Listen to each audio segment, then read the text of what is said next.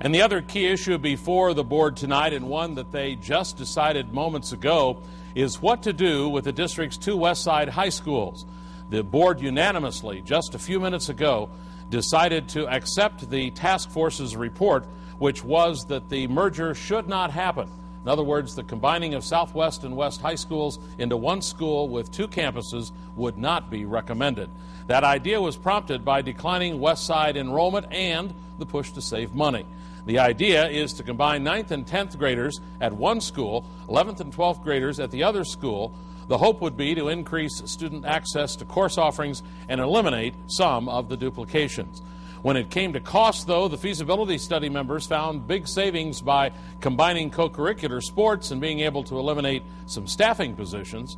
But those savings were offset by added expenses in areas like transportation and getting new students to their new schools, as well as shuttling them between the two schools, and then also revamping the student system, also costing substantial amounts of money. The end result, the dual campus model, would cost the district $258,000 more. The other major drawback in not endorsing the plan, as the school board unanimously voted on just a few minutes ago, was negative public reaction. The study found that public forums in the spring turned out to have an unfavorable response. Green Bay Superintendent Greg Moss is against the idea of a dual campus, and he said he's glad the board agreed, but says the study was still worth doing. The process is important.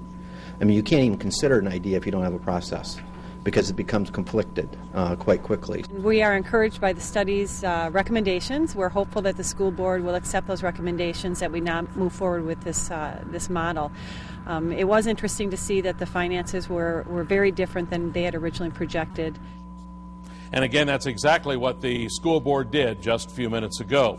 So exactly what is the enrollment situation at Green Bay's public high schools? Well, in all four cases across the district, enrollment is down over the last 4 or 5 years as we include this current school year.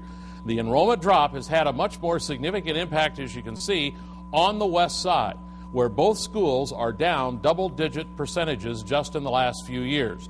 The drop's much less significant on the East Side. So overall, how big a drop? Well, it's been almost 400 students district-wide. That's about 6%, and the imbalance continues to spread.